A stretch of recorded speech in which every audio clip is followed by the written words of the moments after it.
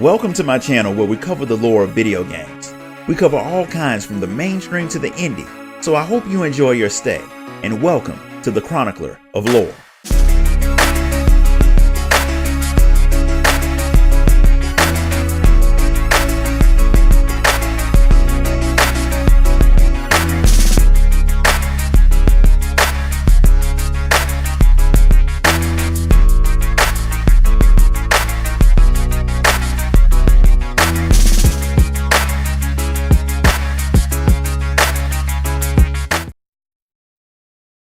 In a quiet corner of Amarat, the bustling metropolis at the heart of civilization, sat a vault known as Anamnesis Aniter. Within its expansive walls, not only were creation concepts cataloged, but every known natural law and phenomenon was documented in exhausting detail. In short, it held the sum of mankind's accumulated wisdom. As vast as this collection was, it required the oversight of no few curators, whose responsibility it was to categorize and subsequently organize the ever-increasing number of papers, crystals, and other record-keeping mediums. Such duties demanded an unrivaled breadth and depth of knowledge, and thus for those who valued scholarly achievement, an appointment to a Niter archivist was considered an honor. A great honor indeed. While others poured their passion into new concepts and creations, the man remained fascinated by the study of extant reality. He would ponder what made a stone, the properties which defined its existence. He was of the firm belief that one could solve the mysteries of one's surroundings, indeed of the star itself, by understanding the fundamental building blocks from which they were formed. When time permitted, the man would step away from his meticulous archiving to peruse the works on the shelves, referencing their ideas to flesh out his own hypotheses. There was little he enjoyed more, likening the process to a tree gaining rings with age or layers of sediment building up over eons. One fateful day, the man was summoned by the chief archivist to attend the needs of a visiting academic, a rather distinguished one at that. Over the last few centuries, this influential figure had produced striking results in the field of organic research, and her assertion that organisms were simply another form of matter was one which intersected neatly with his personal theories. Thus it was that the bookish man, unable to deny his interest and finding no valid reason to refuse, agreed to assist the academic in her pursuit of reference materials. At the appointed hour, he took himself to the anteroom which abutted the entrance hall. A woman's voice, vibrant and clear, answered his polite knock. Pushing open the heavy door, he beheld the scholar standing alone, garbed in the same black robes and white half-mask worn by the majority of the citizenry, himself included. As he entered the chamber, however, she swept back her hood and slipped off her mask with smooth, unhurried motions. "I am Vana. A pleasure to make your acquaintance." The archivist was stunned. With the exception of circumstances where identification was mandated, it was inappropriate to bare one's face to anyone save intimate friends. The custom was otherwise broken only when seeking earnest counsel, entreating a mentor for aid, or making a life-changing commitment, none of which should apply to me. Regardless, it signaled her intention to engage him with candor and respect. With a deep breath, he reached for his own mask and returned the gesture. And so began a friendship that would endure until the end of their days. Vana was cheerful, well-spoken, and undeniably brilliant. Her carefully crafted arguments drew sighs of admiration from her audience and concessions from her opponents. A rounded gemstone without edge or flaw, the refracted light rendered a soft glow. His perception would evolve years later. Vana, having been writing furiously at one of Aniter's desks, at last put down her quill. Observing this, the archivist replaced the book he had taken from a shelf and peered over her shoulder. The argument was whole and free of contradiction, no longer theory but indisputable truth. His heart swelled with elation and relief. "It seems congratulations are in order." Vana appeared not to have heard him. Puzzled, the archivist shifted to the side of the desk and saw the scholar transfixed by her own work. For a time she sat perfectly still, then all of a sudden she brought her hands to her mouth and smiled. So broad and heartfelt that modesty could not conceal it. Unadulterated, unabashed joy, a jubilance that sparkled in her ocean-hued eyes. "I recall not when you removed your mask, but I am grateful that you did." "A miracle," Vana muttered as if in a trance. "Our existence is nothing short of a miracle." What an odd thing to say. Have you not just proven that life was the inevitable outcome of natural law? Yes, but it is that inevitability which amazes me so, the sublime mechanism itself. The revelation yet commanded her full attention. As he watched Vana stare at the parchment, he felt this image of her fracture. Sharply cut facets now reflected the light with piercing intensity, all the more dazzling in her radiance. He knew in his heart that this was the Vanah she was meant to be. Vanah's perception of the world had changed, the archivist realized, as if for her the true shape of things had been brought into stark focus. "I am leaving on a journey." Her entrance was unexpected, her declaration abrupt. "Where will you go?" "Nowhere," she replied. "Everywhere. This star has so much to share with us, whispered wisdom to which I would hearken, untold experiences I yearn to feel, mysteries and wonders I must understand." "Then you had best get started," he said, knowing full well that she needed no encouragement.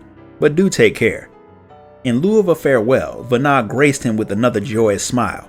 Her robe twirled about her feet as she turned and strode from the echoing vault.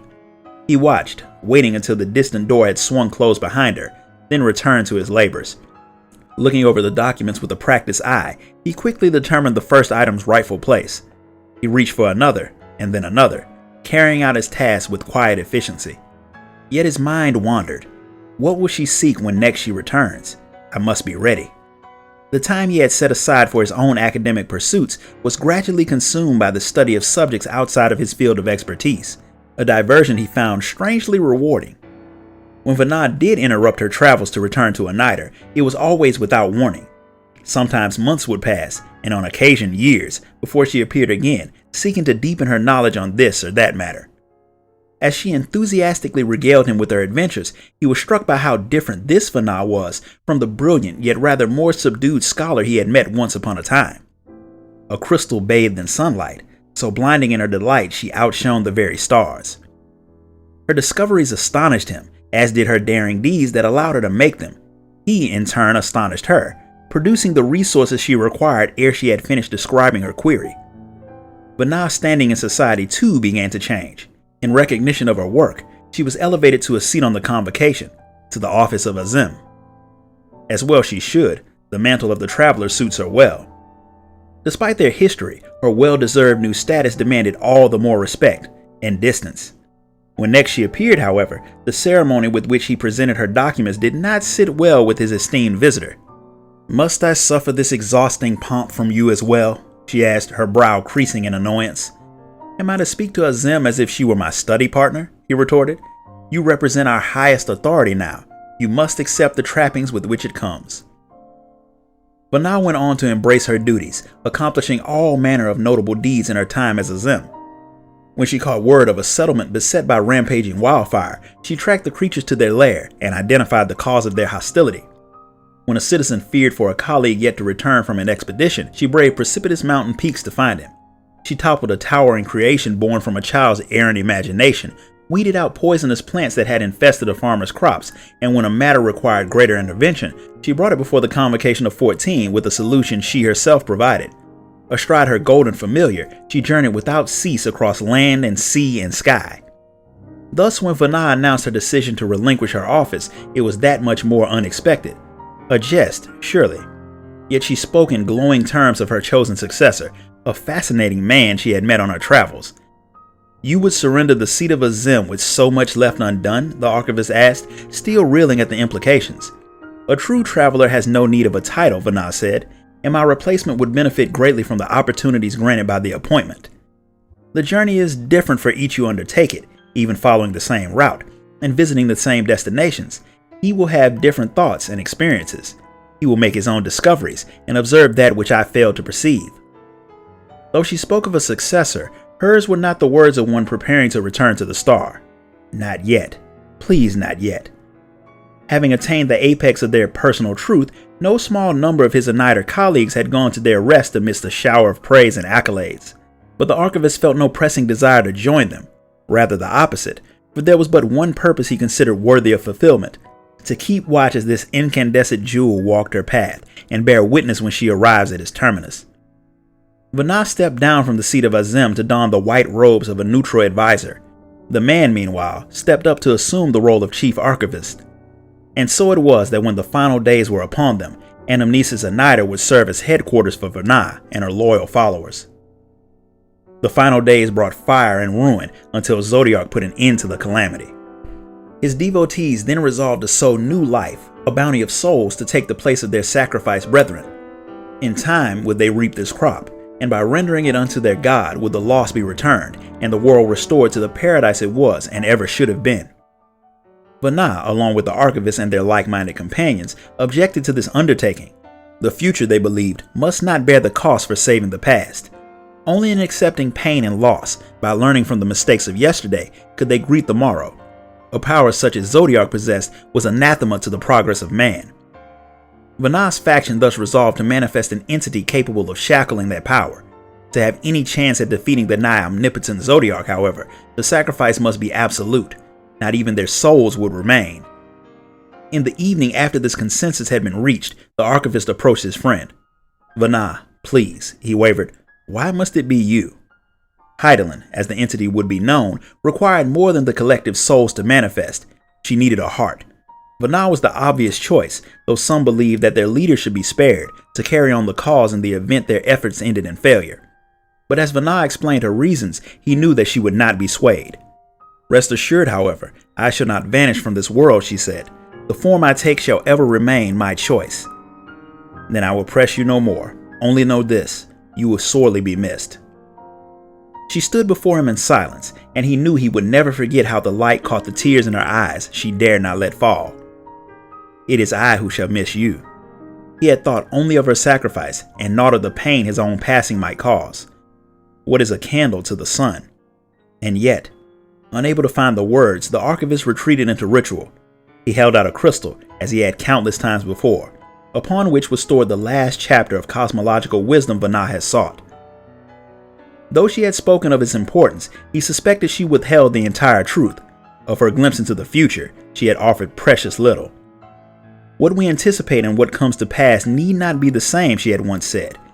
"'Tis best we work towards the greater good without foreknowledge which might cloud our judgment." The rounded gemstone before life and revelation shaped her into so much more. "The change in you has been miraculous," he began, choosing his words carefully. "The change in myself almost equally so. A small sample size perhaps, but if all mankind can grow in similar fashion, then I fear not for our future. Prove my theory, Vanah. Prove it was worth the sacrifice." His challenge hung in the air between them for an age. Vanah sighed, a small smile playing about her lips as she accepted the crystal. The archivist grinned. "I regret only that I cannot see it through at your side. If you are to be her heart, then I would be her eyes. I would watch, unblinking, until the very end. If only." He would fade into oblivion, and that would be his end, but his challenge would endure. "May it bring you joy and solace on the long road ahead. And at your journey's end, I pray you look upon our fellow man, and know they shall carry on in our stead. If you assist us, we shall share with you all we know." So ended the letter which his fellow gleaner had delivered to him in snow-swept Ishgard. As Aaronville regarded the signature of the petitioner, Crowell Baldessian, he recalled the eclectic group that had greeted him in Labyrinthos. "What's your story?" He was pondering the proposition in his lodgings when his link pearl rang. It was the guild's administration's office, who launched into the shocking news before Aaronville had the chance to speak. "There's to be a great exodus, an exodus from the very star." In frantic tones, the man relayed the details of the forum's announcement. The coming of the final days, as foretold by Heidelin, and the means by which they might escape, the moon. I knew they were hiding something. Even as he struggled to take it all in, he felt vindicated by the revelation. Time is of the essence. Do what you must and return to Charlian at once. Despite his best efforts, it took Aaronville a full 3 days to return his animal charges to their natural habitats. Days during which he received unsettling reports of calamity and chaos in the Near East. Upon manifesting in the Charlian Aetherite Plaza, he marched to the nearby Baldessian Annex, where he found Crowell in the middle of a discussion with the receptionist. "Tell me the details," he said, declaring himself and his purpose in one breath as he thrust out the letter in front of him.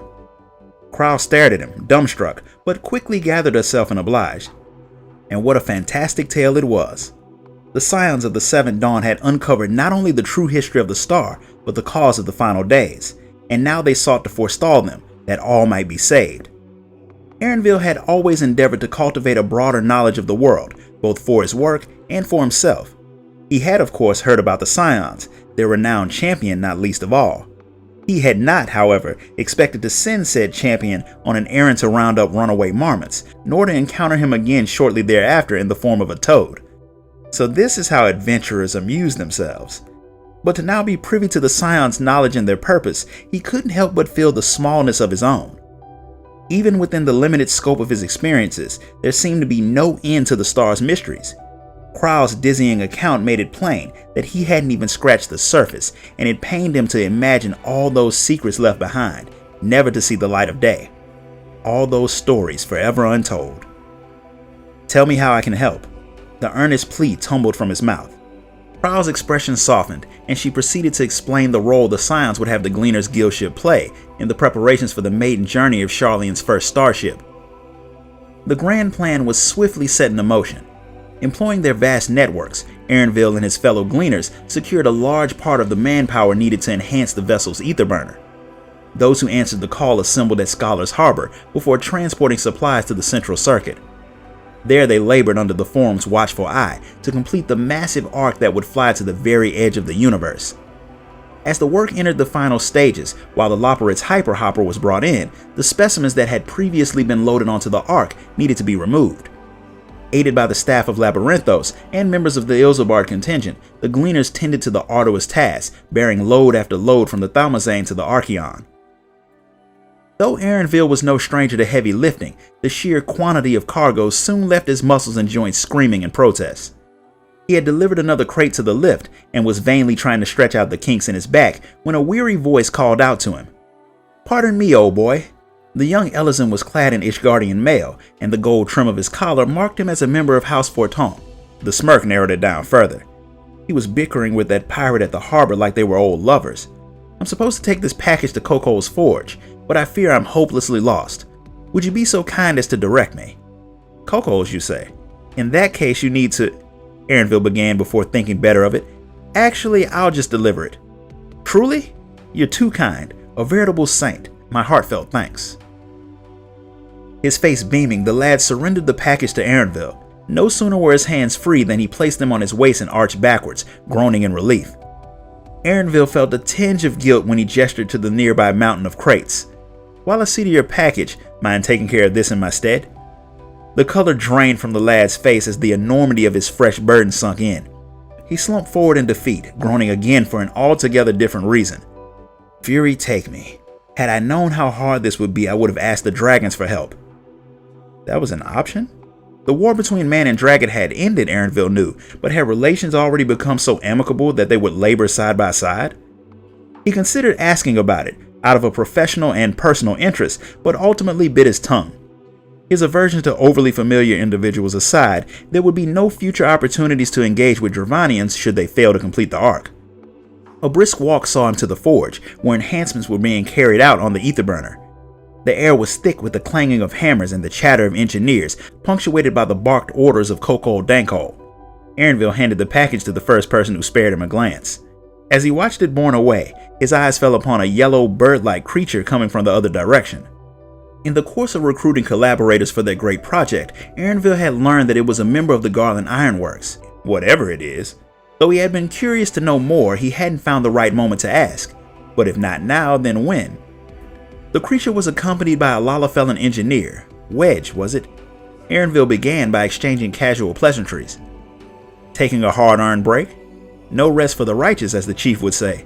The three of us are off on an errand." Wedge turned to the feathered enigma. "Isn't that right, Alpha?" "So that's his name. But who makes three?" The diminutive beetle-like machina at Alpha's heel was an altogether different mystery. Some manner of toy? Certainly doesn't appear designed for bearing cargo. "Forgive me, but I've been wondering, what is Alpha exactly?" "Why, he's a member of the Ironworks." "Ah, what I meant was, what manner of creature is he?" "A chocobo, of course. What else could he be?" Chocobos were a common sight across the three great continents, having been domesticated long ago. There existed several major breeds, and Aaronville could readily identify all of them.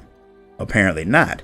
In all his years, he had never encountered a variety like this either in the wild or in a tome. His brow furrowed, and in response, Alpha gave Aaronville an archetypical queh. "He does sound like a chocobo, I suppose," Aaronville conceded. He was trying to think of another question when the little machina suddenly rammed Wedge's leg, causing the engineer to jump with a start. "Ah, the chief," he blurted out, having been painfully reminded of his responsibilities. "We need to get going, I'm afraid, but it was nice talking to you." And with that, Wedge hurried off with Alpha flapping and the machina clanking along behind him, leaving the bewildered Aaronville alone with his thoughts. As he watched the last of Alpha's plumage disappear from sight, he found himself unsatisfied. There must be an incredible story there.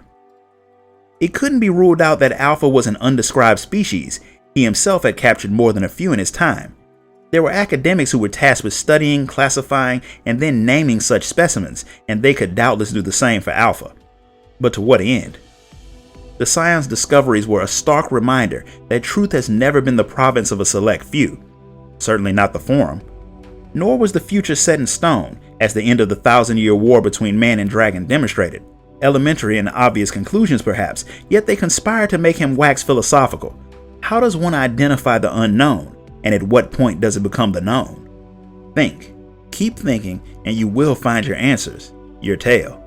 A passing engineer brushed against his shoulder, pulling Aaronville out of his reverie.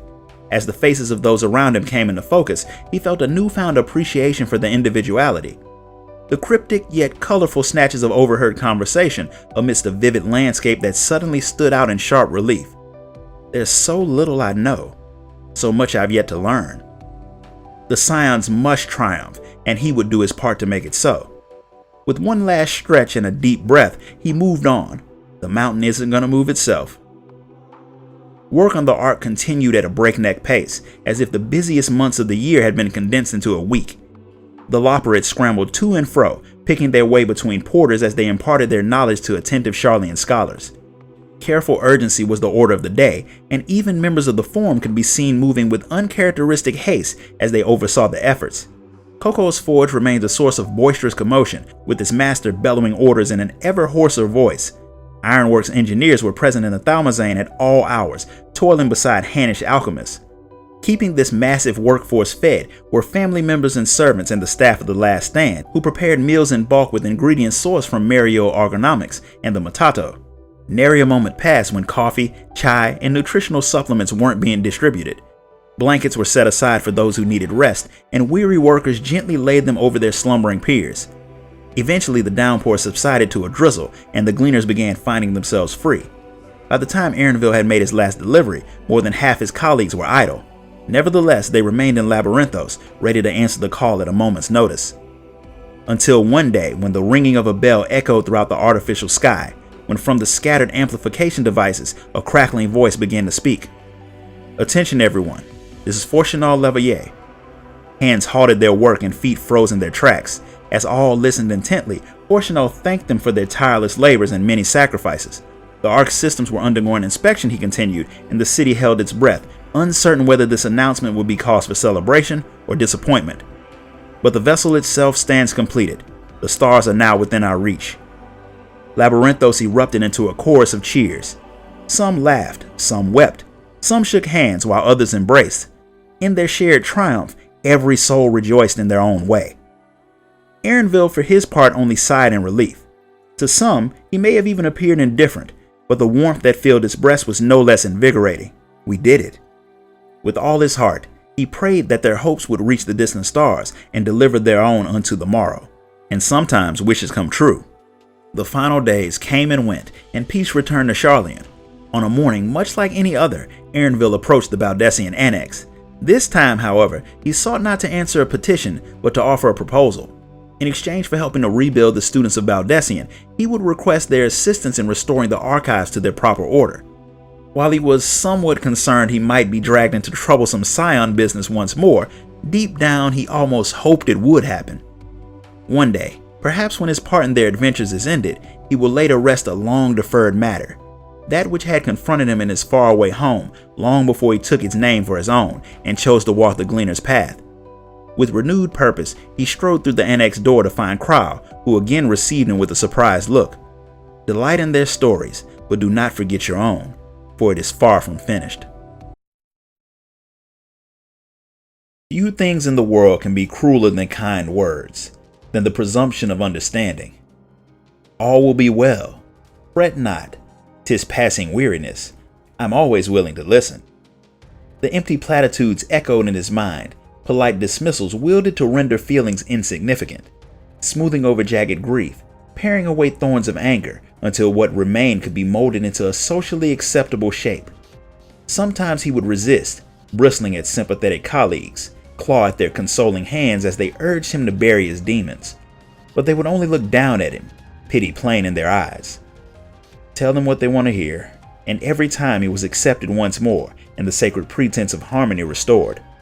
But this time I am surely beyond acceptance. Hermes stood on the prime artifice, high in the skies of the Ctissis Hyperborea. From the lower levels, the emergency announcement echoed faintly. Dangerous creations may be on the loose, droned the pre-recorded voice, and the facility had been placed in a state of alert. A field of dampening magic hung over its dimensionally interconnected spaces, suppressing the ability of all present save for authorized staff. All this chaos at my whim. With the hand greatly enlarged by his transformation, Hermes reached out to the facility's Ethernet. He commanded more enclosures be thrown open, and images etched in light confirmed the result.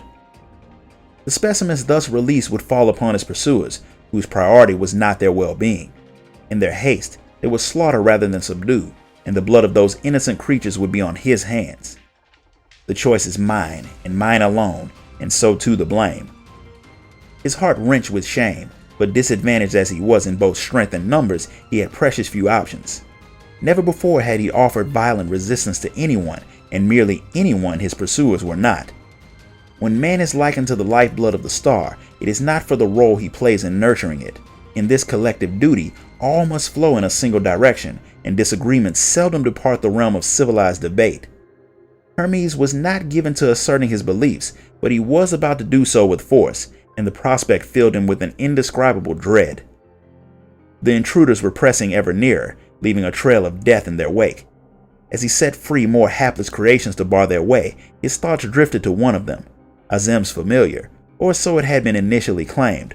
In truth, he was a traveler from the future, from a time long after civilization as Hermes knew it had ended. A person who, despite turning the Elpis flower a sorrowful hue, could continue to smile. What Hermes had glimpsed in his gentle countenance was neither kindness nor forbearance, but strength.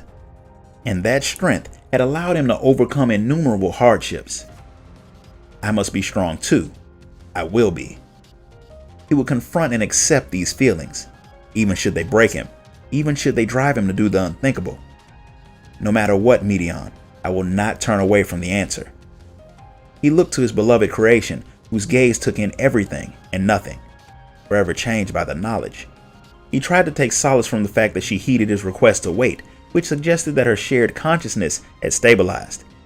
According to Medion's report, there was little joy to be found in the distant stars. Assuming there were beings out there who could share what gave their lives meaning, he feared the answer would be too bitter for his fellow man to swallow. That was why he needed time. The time to come to terms with the truth alone, his thoughts unclouded by well-meaning debate or pragmatic concerns for future implications. With a heavy heart, Hermes opened a higher clearance enclosure and unleashed the fearsome Loudon Lord in concept review. The creation was his last chance. If it failed to hold off his pursuers, he would have no choice but to confront them himself.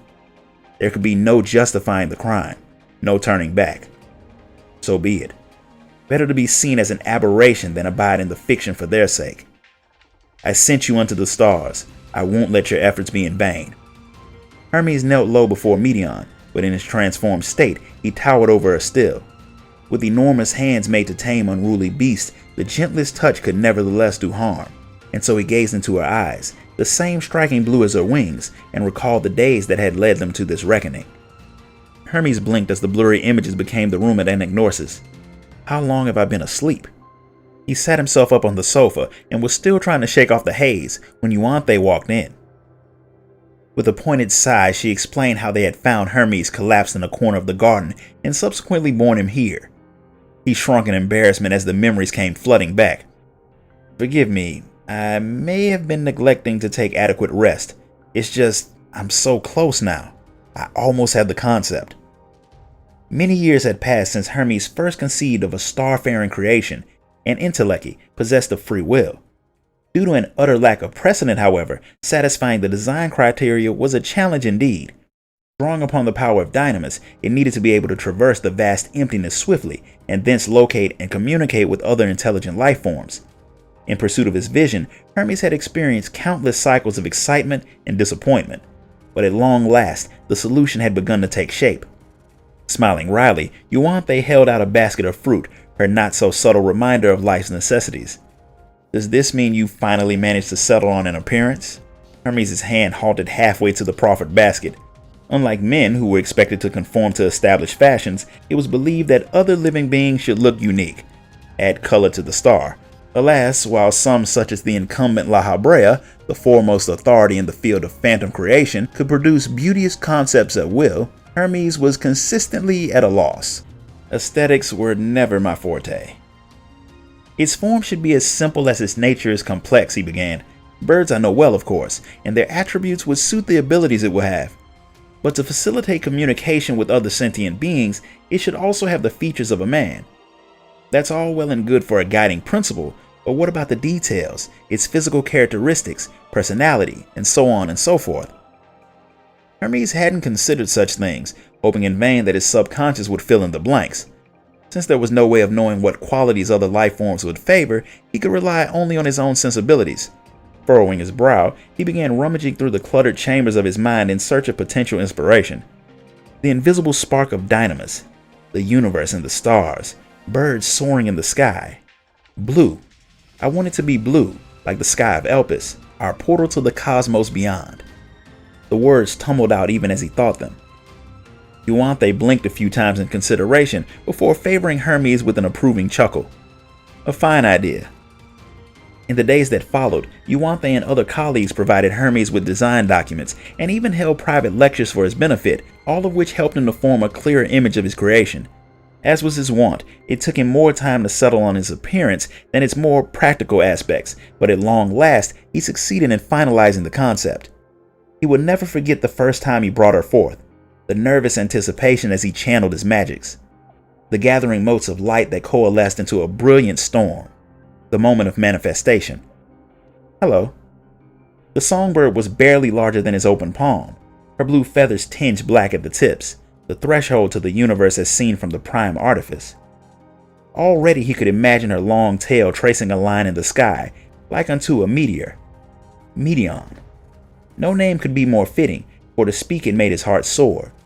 Though terrified he had been, he could not do her justice, but beholding the creature before him now, he knew there was nothing more beautiful in all the world. So began their exploration of the universe. Hermes created Meteon's sisters, the Metea, though their shared consciousness made them more akin to a single entity, and sent them on brief forays beyond the bounds of the star. Early results were mixed. Though Meteon did not lack the ability she needed to fulfill her purpose, she encountered one problem after another out in the great expanse. But we have come so far already, and we will go further still. Hermes was conducting further test flights in the Elpis twilight when Meteon, presently in the form of a girl in order to relay her sister's messages, cried out. He turned to see her frozen in shock, eyes wide and mouth agape. Before he had the chance to speak, she reeled as if struck by a heavy blow, and it was all he could do to catch her. For a painfully long while, she remained stiff as a corpse in his arms and gave no indication that she heard his worried words. Then all of a sudden she awoke with a gasp for air, her body relaxing as if time flowed again. By the way she trembled, feathers standing on end, it was clear that she felt an intense chill. He was rubbing her shoulders to offer comfort when she wailed in frustration. We failed again. Lost another one. Though Hermes had expected as much, it didn't make the news any less bitter. As he struggled to console her, Meteon rose to her feet and dutifully delivered the report in her halting voice. Her sister had been caught in a raging torrent of Dynamis, she explained, and subsequently unmade, like so many others before. As a being of Dynamis, Meteon could survive in most any environment by reducing her constituent ether to a bare minimum. A star may be wreathed in flame, frozen from pole to pole, or shrouded in toxic gas, but such hazards would not trouble her. Should life forms be present who found their environment excessively harsh, she would share in their sensations, but this was purely academic, for life would not flourish in such conditions in the first place. Yet by the same token, being made of Dynamis rendered Meteon vulnerable to its influence. Though its potential was suppressed on ether-rich Aetheris, it behaved in unexpected ways in the void beyond, ways that confused and confounded her. In one sector, there was a star that could manipulate Dynamis. It was capable of harboring thoughts and feelings, if not in a manner man could comprehend. In another, Dynamis raged as an endless tempest. At its heart lay a great pool of ether, not unlike the ethereal sea, the intermingling of innumerable memories giving rise to the surrounding turbulence. In her search for intelligent life, Medion relied on Dynamis, and so, like a moth to a flame, she was liable to be drawn to that which could destroy her. But don't worry, we learn more every time. What places are bad? We'll find stars with life, I'm sure of it. Despite her recent trauma, Medion retained her enthusiasm, but Hermes' own seemed to have deserted him. How many more of her sisters would be sacrificed for his cause? How many times would he have to see her collapse, the life driven from her body? Even if you suffer no lasting harm, I fear I do. Perhaps we will, and yet, he managed to say before falling silent and hanging his head in shame. He sighed and opened his eyes, only to see a pair of inquisitive blue ones peering up into his own. Scolding himself for failing to control his emotions, he took a deep breath to regain his composure, and felt a tiny hand on his head. Medion was stroking his hair, the motions exaggerated and awkward. Have faith, Hermes. We'll get answers. Then everyone will be happy. You, me, everyone. The stroking continued for a good while before she withdrew her hand, leaving his dark hair an unkempt mess, and his soul somehow comforted. Hermes looked at her and smiled, and she returned the favor, giggling in her endearing way. You're right, Medion. We will find the answers in the distant stars, and then we will bring change to our own. He rose to his feet to behold the star-speckled sky once more, with hope in his heart for the future. That hope did not last. One day, Medion's shared consciousness became unstable. She and her sisters could not sustain their existence, and all dissipated with a burst. The resultant shockwave accidentally triggered Kairos, which erased several days of memories from those in the vicinity, including visiting observers. He later learned that several enclosures had been opened in Contissus Hyperborea, and many creations perished fighting amongst themselves. After delivering this report, his underling suggested that in his confusion, perhaps Hermes had sought to free them. It seems like something you would do, Chief, the man said with a pitying smile. Does it? Knowing it was the likely outcome, would I have been so reckless? So cruel? But it would not have been the first time. Hermes cursed himself for sending Medion forth, for creating her, but most of all, for daring to have doubts. Had he simply thought like everyone else, had he made peace with their morality, he wouldn't have inflicted such pain upon himself and others. Tell yourself what you need to believe. And so they did not resent him, and instead gifted him their cruel acceptance. All will be well. Fret not, 'tis but a few days of memories. The creatures can always be remade. The utilitarian logic assailed him, but this time he offered no resistance. He internalized the lie and came to live as others did. When he was officially nominated to the Convocation of 14, he rose to the occasion and labored for the good of the star to the very end, to the moment reality itself was sundered. Of his desperate struggles, nary a mark remained, or so it seemed. Yet being in the ancient past, or the distant future, the yearning for which he sacrificed so much would endure. The fire would rise in those who looked up at the heavens in defiance of oblivion, the desire to confront the answers for which Medion journeyed, no matter how terrible the truth may be. Julius awoke to near darkness. He was but one of many soldiers, young and old, lying in tertium. Every elm of the carriage floor was covered in bedrolls, leaving no room for careless movement. Taking care not to disturb the others, he sat up, straining to make out the hands of the old clock salvaged by who knows who that was hidden somewhere in the gloom. The near edge of dawn. Further down, beyond his sleeping fellows, was the wavering blue glow of the cerulean stove. It was not the cold that had aroused him from his slumber. We're old friends now. Before accepting the Ilzabar contingent's proffered aid, his people had little material, and certainly no magic, to warm frozen fingers and toes. The exhaustion that often carried him to sleep still failed to prevent him from regularly stirring in the night. Thinking he might pass the time with fresh air at least, he reached down to drag his boots and bag towards him. Conscious of every noise, he dressed stealthily, holding his breath when Publius rolled over next to him. Fortunately, there came no word of complaint, and Julius was free to slip out and mull over the events of the previous night in peace. They'd been huddled around a lamp in an out-of-the-way corner, the familiar scent of honey and spices wafting from their cradled mugs, one small comfort afforded by a surplus in rations. The conversation had again settled into a lull when Publius broke the silence. I may just leave for Charlian. The grimacing youth, of an age with Julius though low in rank, had barely spoken a word all evening. Now that he had, none knew how to respond. It wasn't surprising. Inevitable, really. Survived the Telophoroi in the final days they had, but Garlemald was still in a sorry state. The Emperor was gone, the Senate disbanded, and nations were hesitant to commit to any policy concerning the erstwhile empire. There had been some hesitant steps toward forming an interim government, but neither Garlemald nor its neighbors had the means to establish one immediately. The provincial leaders were waiting to see which way the winds would blow, welcoming their countrymen home while making no moves to resurrect the empire themselves. Rumors that this or that province was poised to formally declare independence, or had as good as seceded already, ran rampant. It was only natural to give Garlemald up as a lost cause. Even as some returned to rebuild, others who had been tempered and taken to other nations for treatment petitioned to remain there, and these nations, Charlian among them, welcomed the refugees with open arms. Though Publius might be the first among present company, he would not be the last to make a new home far from the old. Publius stared into his cup as the moment dragged on. In this nation of the fallen, what was left to say? You should speak with Alphino or Alizé on the morrow. They'll put you in contact with someone you can trust, Julius ventured. The ever-helpful pair was staying at Camp Broken Glass, and like as not had plenty to be doing already, but he would be remiss not to mention it. I'll do that. With that small gesture, the atmosphere changed.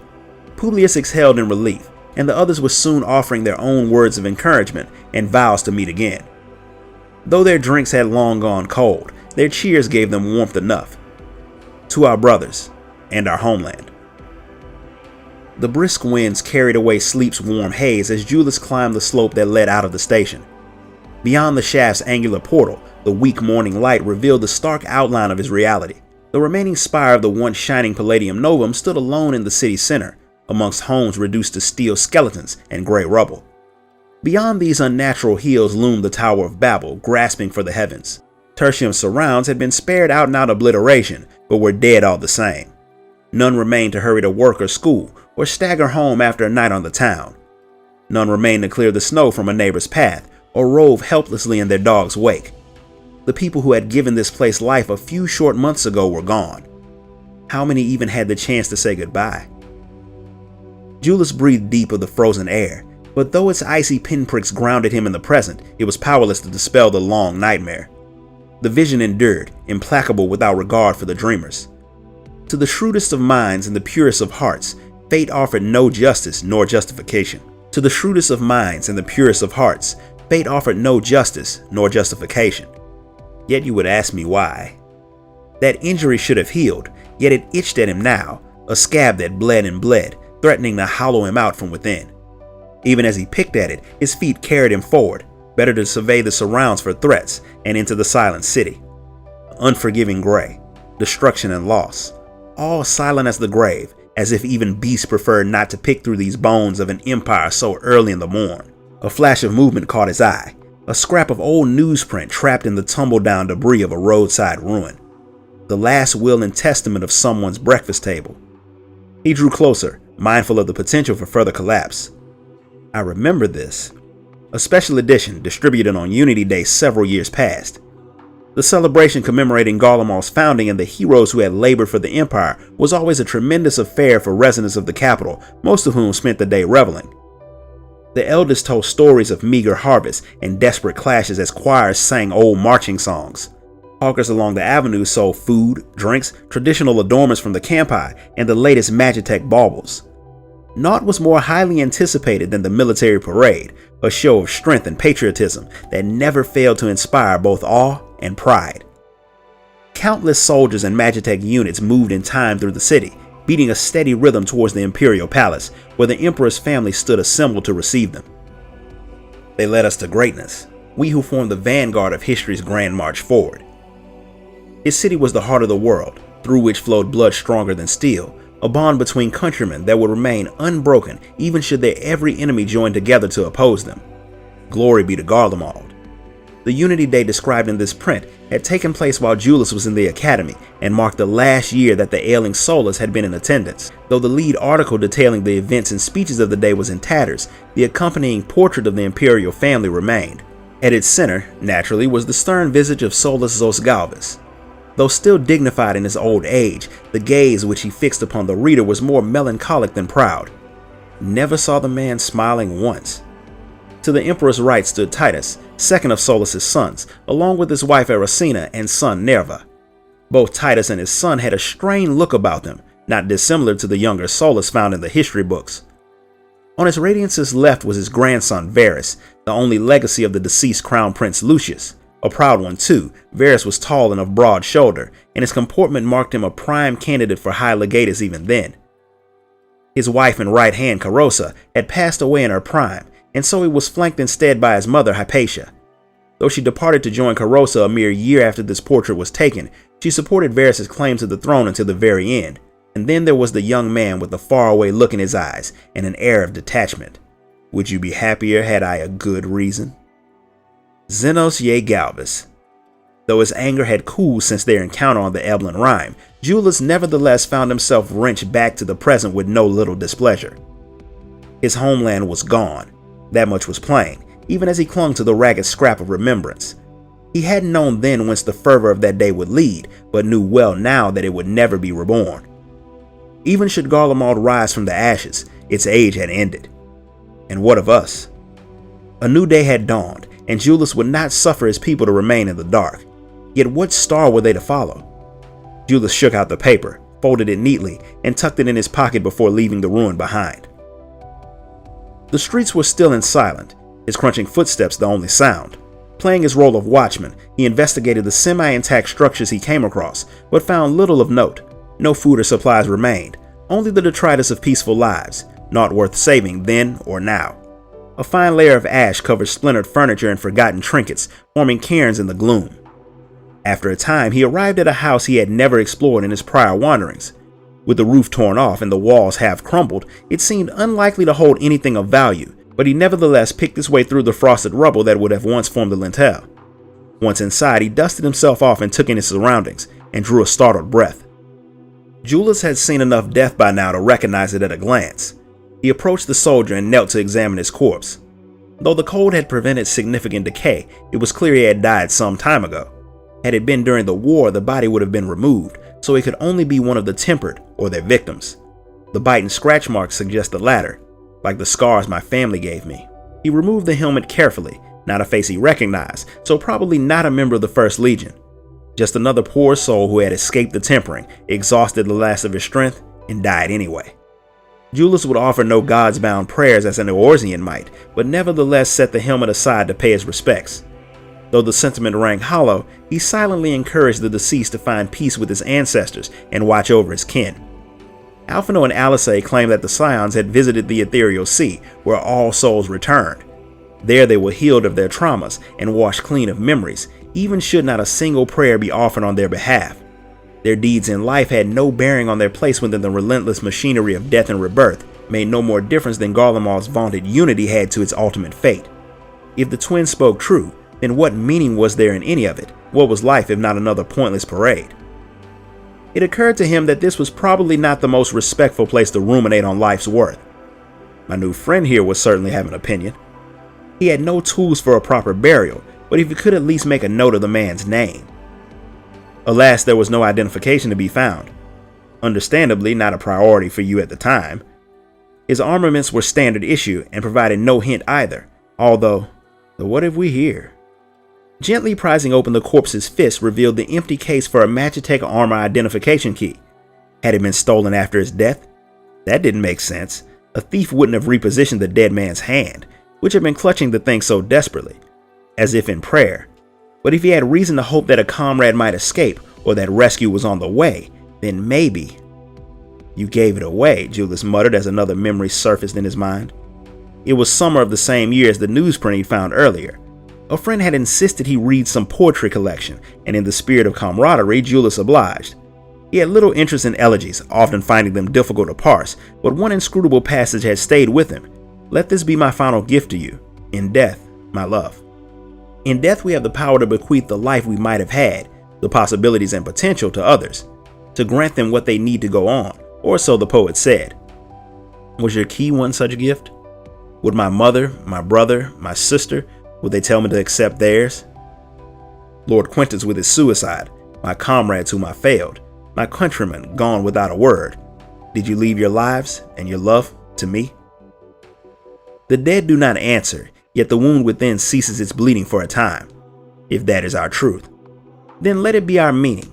Let it be the chain which binds us through generations. Live on in me as I would have in you. And perhaps we may yet live on in others. The dead do not answer, but light shines through the broken ceiling, and Julius follows it to behold a brightened sky. His comrades at the tertium will be waking soon. In apology and gratitude, he offers one last silent prayer to his kinsmen ere departing. Be at peace, and know that you are with me. Julius stands and forges ahead into the dawn. So we've made it to the end. How'd you guys like this story? If you enjoyed it, hit the like button, subscribe, ding that notification bell. And if you really want to show your support, you can donate to the channel through the link in the description. Until next time, guys. Later.